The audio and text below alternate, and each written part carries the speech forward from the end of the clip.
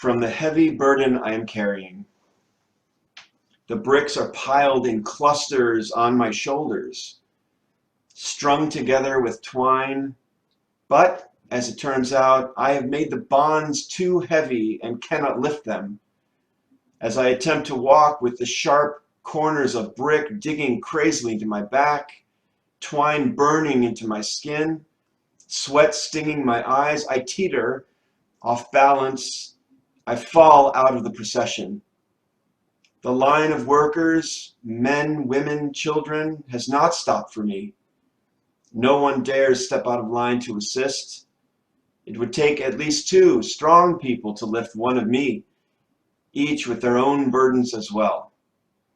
And so I fall, again and again as I try to stand. I know not to drop my load. The cost of bricks are worth more than my life. The pace of production increased only the day before, a random occurrence, but not a surprise. Rumors are rampant in the camp at night as we nurse wounds and sore muscles, scraping the dirt from between our toes and warming ourselves by the fire against the cold night air.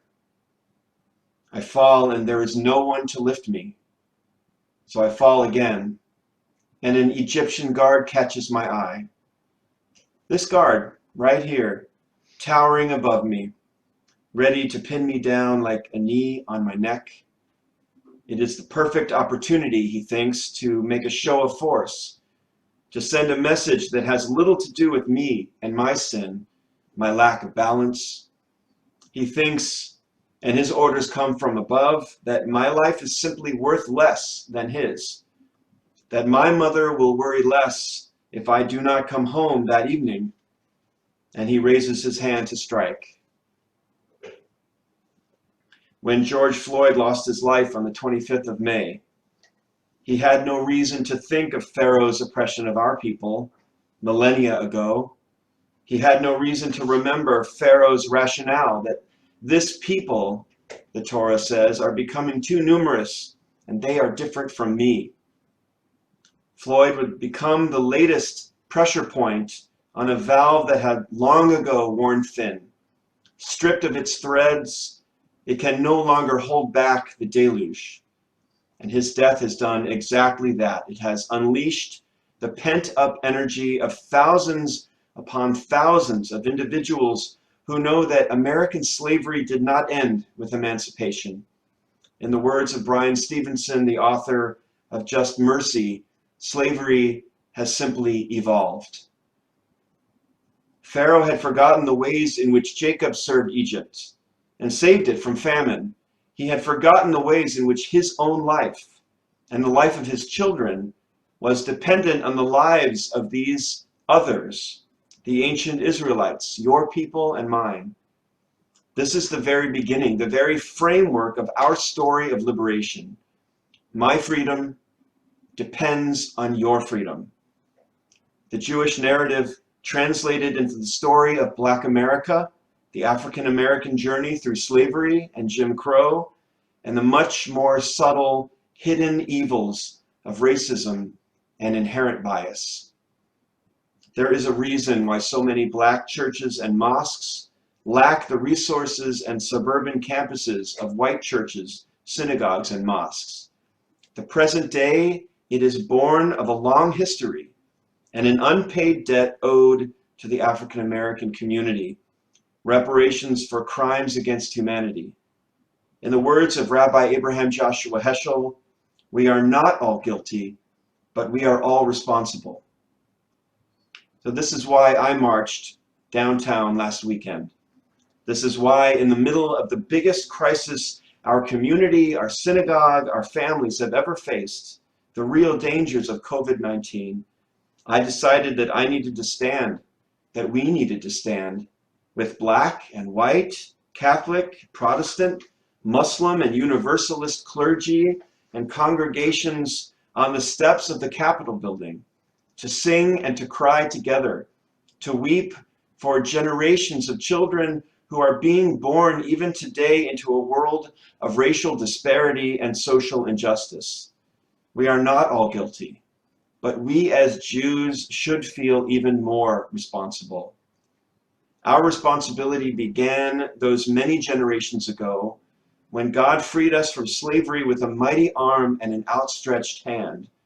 Torah compels us over and over again, remember the stranger, for you yourselves were strangers. Remember the other, for you yourselves have been made to feel other, over and over again. There is one moment in the unfolding tragedy of George Floyd's killing that stood out to many of our friends and fellow clergy in the Black community. My friend Imam Michael Sahir wrote about it this way. When the pleas of a fully grown 46-year-old man reach the point of moaning for his mother, that man is broken in heart, mind, and spirit. The oppressors knowingly, with a false sense of superiority sprinkled with glee, self-appointed themselves to be the judge, jury, and executor of Mr. George Floyd, as they disregarded the fact that they were in the public, in broad daylight, being videotaped for the world to see. Imam Sahir concludes his article this way. When a grown man cries out for his deceased mother, in tones reminiscent of the painful moans uttered by his former slave parents, such punishment is sending that man's soul back to a time when there was absolutely no hope and no relief, except for the relief ushered in by death. So putting the knee on the neck in order to cut off the lifeline that connects the heart to the intellect, it didn't start with Minneapolis or America's police. It started when lies were sold in the name of religion that allows one to mute their own human consciousness and sensitivities in order to falsely justify the killing of another human being. However, he writes, even a muted conscience will respond to a grown man moaning for his mama. By the way, our holy book, it does condone practice known as slavery, or more specifically, indentured servitude. But it recognizes that institution as one of profound inequality and injustice. Our Torah demands that even the most hardened criminal be released from slavery during the Jubilee year. The Torah goes out of its way to protect the rights of those condemned by debt or by station. And even the Torah, that 5,000-year-old document of our own liberation story, desperately longs for the day when all people of all ethnicities, backgrounds, and skin tone might decide to worship together, standing side by side at the foot of God's holy mountain. Dr. Martin Luther King Jr. once wrote, 100 years after the promise, we are still not free.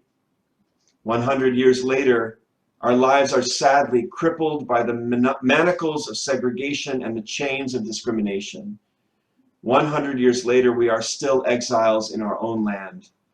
When the architects of the Republic wrote the magnificent words of the Constitution, the Declaration of Independence, they were signing a promissory note to which every American was to fall heir.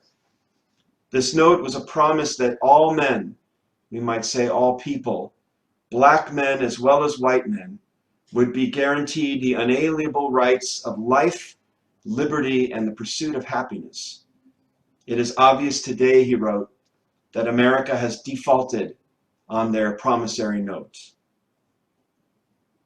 Last night I attended a vigil of African American Muslim clergy, and on that panel I shared with my Black brothers and sisters that their fight is our fight, that their pain is our pain, their loss our loss. I know this because of ancient teachings, and especially one by Rabbi Hillel in the Talmud, who wrote, if I am not for myself, who will be for me? But if I am only for myself, then what am I? And if not now, when?